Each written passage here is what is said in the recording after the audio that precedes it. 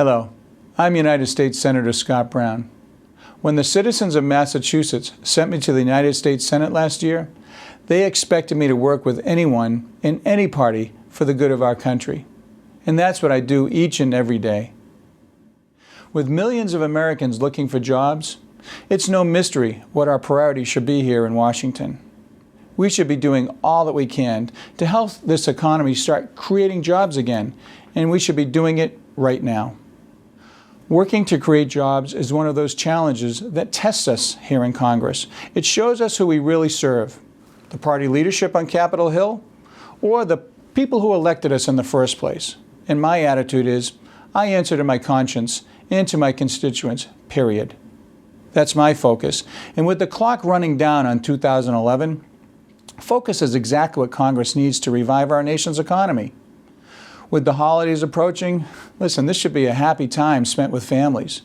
But unfortunately, too many Americans have spent months looking for a job and still can't find one. The reality is that we should make a difference here and now with legislation that could be passed immediately.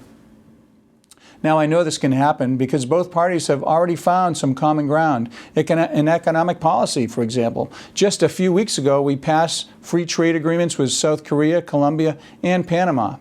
These agreements show what bipartisanship can accomplish.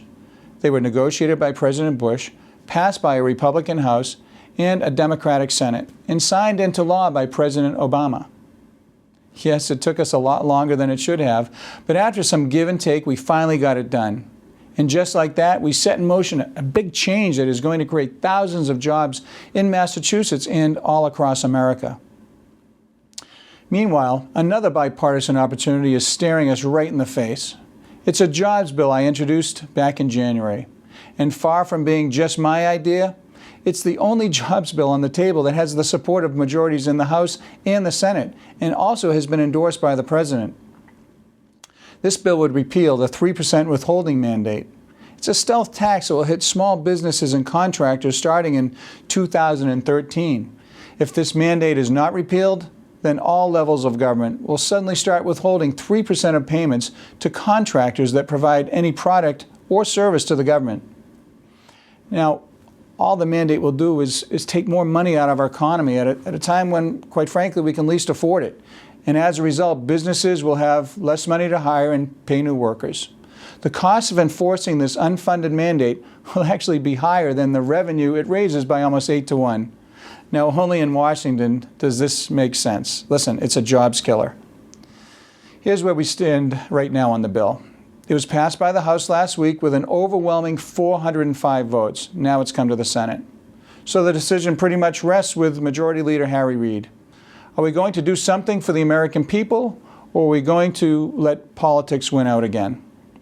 Leader Reid has come to me a few times and asked me to consider bills and their merits, and I'm always willing to do so. And now I'm asking the same of my colleague, the Majority Leader. This jobs bill comes at the right time for the right reasons, and it deserves a prompt vote on the Senate floor without any gimmicks that will delay or jeopardize passage, so the President can sign it into law right away.